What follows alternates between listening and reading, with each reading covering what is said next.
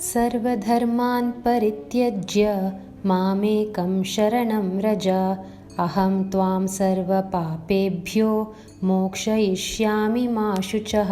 ಎಲ್ಲ ಧರ್ಮಗಳನ್ನು ಪರಿತ್ಯಜಿಸಿ ನನಗೆ ಶರಣಾಗತನಾಗು.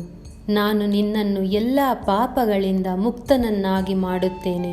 ಹೆದರಿಕೊಳ್ಳಬೇಡ. ಪ್ರಭುವು ಹಲವು ಬಗೆಯ ಜ್ಞಾನ ನೀಡಿದ್ದಾನೆ. ಅನೇಕ ರೀತಿಗಳಲ್ಲಿ ಬೇರೆ ಬೇರೆ ಬಗೆಗಳ ಧರ್ಮವನ್ನೂ ವರ್ಣಿಸಿದ್ದಾನೆ. ಎಲ್ಲ ಪ್ರಕ್ರಿಯೆಗಳನ್ನು ಬಿಟ್ಟು ಶ್ರೀಕೃಷ್ಣನಿಗೆ ಶರಣಾಗಬೇಕೆಂದು ಹೇಳುತ್ತಾನೆ. ಇಂತಹ ಶರಣಾಗತಿಯು ಅವನನ್ನು ಎಲ್ಲ ಪಾಪ ಕರ್ಮಗಳಿಂದ ರಕ್ಷಿಸುತ್ತದೆ.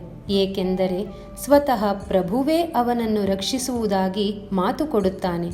7ನೆಯ ಅಧ್ಯಾಯದಲ್ಲಿ ಎಲ್ಲ ಪಾಪಮಯ ಪ್ರಕ್ರಿಯೆಗಳಿಂದ ಬಿಡುಗಡೆಯಾದವನು ಮಾತ್ರ ಶ್ರೀಕೃಷ್ಣನ ಪೂಜೆಯನ್ನು ಕೈಗೊಳ್ಳಬಹುದು ಎಂದು ಹೇಳಿದೆ. ಆದುದರಿಂದ ಮನುಷ್ಯನು ತಾನು ಎಲ್ಲ ಪಾಪ ಕರ್ಮಗಳಿಂದ ಮುಕ್ತನಾಗದೆ ಶರಣಾಗತಿಯ ವಿಧಾನವನ್ನು ಕೈಗೊಳ್ಳುವಂತಿಲ್ಲ. ಇಂತಹ ಸಂದೇಹಗಳಿಗೆ ಉತ್ತರವಾಗಿ ಮನುಷ್ಯನು ಎಲ್ಲ ಪಾಪಮಯ ಪ್ರಕ್ರಿಯೆಗಳಿಂದ ಮುಕ್ತನಾಗದಿದ್ದರೂ ಶ್ರೀಕೃಷ್ಣನಿಗೆ ಶರಣಾಗತನಾಗುವ ಪ್ರಕ್ರಿಯೆ ಮಾತ್ರದಿಂದಲೇ ಅವನು ಮುಕ್ತನಾಗುತ್ತಾನೆ ಎಂದು ಇಲ್ಲಿ ಹೇಳಿದೆ. ಮನುಷ್ಯನು ಒಂದಿಷ್ಟು ಹಿಂಜರಿಯದೆ ಕೃಷ್ಣನನ್ನು ಎಲ್ಲ ಜೀವಿಗಳ ಪರಮೋದ್ಧಾರಕ ಎಂದು ಸ್ವೀಕರಿಸಬೇಕು. ಶ್ರದ್ಧೆ ಮತ್ತು ಪ್ರೀತಿಗಳಿಂದ ಮನುಷ್ಯನು ಅವನಿಗೆ ಶರಣಾಗಬೇಕು.